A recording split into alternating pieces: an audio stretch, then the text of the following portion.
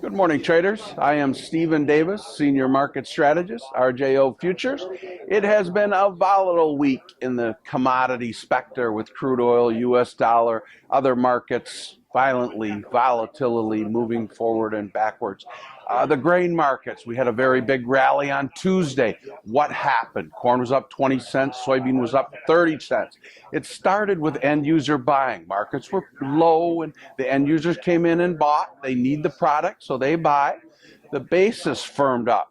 U.S. farmers are not selling, so the basis was strong, and we started that way. Then corn goes 10 to 20 cents higher, soybeans go 20 to 30 cents higher. You get into some buy stops, and lo and behold, that's what happened. Crude oil up substantially on Tuesday, down gigantic on Wednesday. So this was a one-day rally in the grain markets, and certainly crude oil really holding back any follow-through on Wednesday.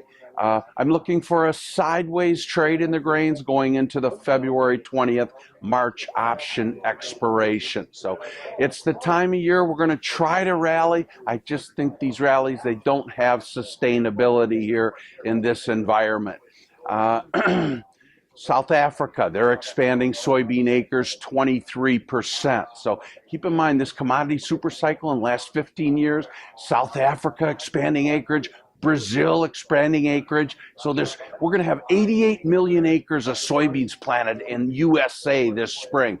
That's a lot of soybean acres. There's too many acres of everything right here, right now. So looking forward to next week. What's going to drive the markets? Tuesday, we got a WASDE report, World Agriculture Supply and Demand Estimate. So hard to see how this could be bullish. South American updates are going to be important, and Brazil's in pretty good shape. Argentina is in excellent shape, their crops as we speak. So I want to talk about the end users a little bit.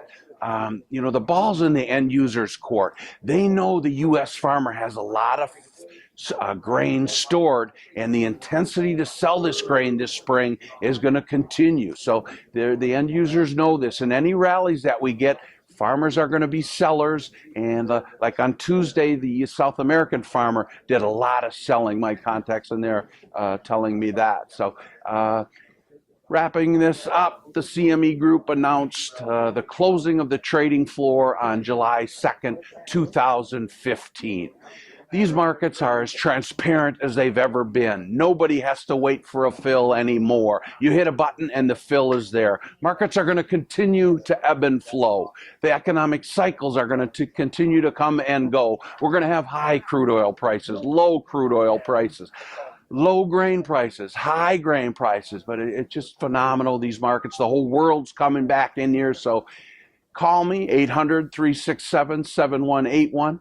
Have a great weekend. Futures and options on futures may involve substantial risk and may not be suitable for all investors.